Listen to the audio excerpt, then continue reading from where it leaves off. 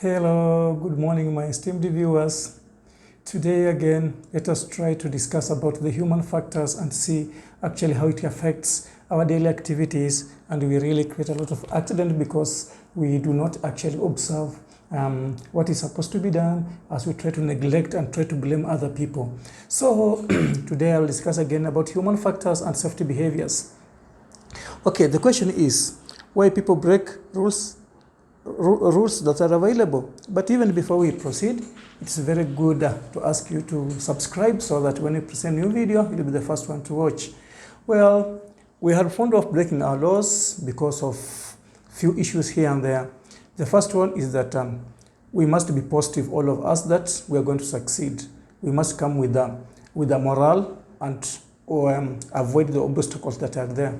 So a safe behavior is we ourselves, and it starts with each and everyone. So we have to decide that we have to do what is right, and we become with the safe behaviors. And most likely it's supposed to come from the management, because humans get bored, distracted, and tired. They also misunderstand information, and they take chances and make a lot of mistakes which actually cost our lives. That's not very good, and that's why we normally say that the leadership must be able to give a clear information so that people can understand.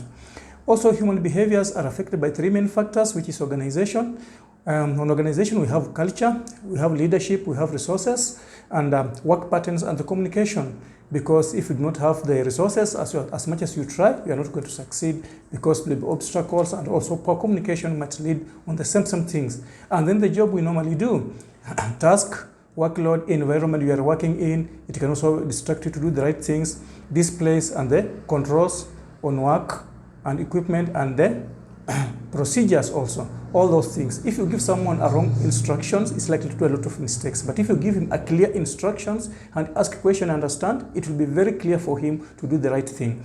And then the individual, the competencies, the skills, and the personality, attitudes, and the risk perception and the mindset. People must have settled and they say that I want to do the right thing in order to succeed. So that's why we normally tell people to go to actually practice the resilience so that they can understand what is supposed to be done. So in resilience is just why we focus on what is supposed to be done so that we achieve the results which actually bring the positive impact than negative impact. So if we have the resilience or we mix them, then we actually doing the right thing. And in resilience, we have several pillars which are very, very important, people to familiarize with them. So building resilience, you must have a confidence to whatever you are doing. And being confident is that you believe yourself that what we are doing, you are going to achieve it. And then you must have what you call adaptability, which actually thinking about the things and the different ways where the mistakes are happening, so that actually you refer to them to do what you are doing, and then you try to avoid them. And then we have what we call positivity. You must be willing to do that job in the correct way. You see, currently you can go even to the somewhere, you find people in the office, they are there, but they don't want to talk to you, they don't want to give you the right information, and that means that they don't have the positivity. And then we go to the perspective. Perspective is that you try to look at what has happened to the other areas so that you compare to what you are doing and take all the information you put together so that perspective helps you to achieve whatever you want to do. And then we have what we call a mastery. Mastery is just mastering the mindset that actually I want to do these things and I must do it the correct way. So all those things are very, very important so that you can achieve the good results on your job you are trying to do. And then we have what we call a stamina. A stamina is being a resistance. You have a resilience that I must succeed in whatever I'm doing, and I must do it on time, and I must do it at the right way. And all those things, if you put them together and you mix them with the safety, actually we have to achieve the good result, which actually will going to help you to deliver and develop the society or the organization or the country.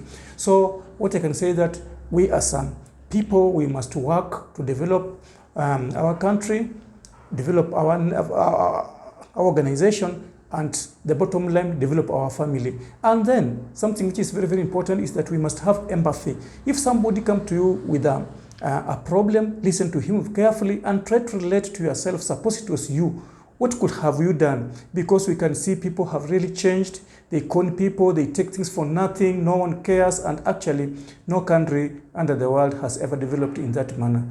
Thank you very much for listening to me. If you have not subscribed to our channel, please subscribe it as we continue learning together to develop our country, which actually we have to appreciate God to have given us a very beautiful country, but we as people were unable to do the right thing, so we are missing the country, and actually we are going to pay back to God because we don't respect God as much as we pretend to do so.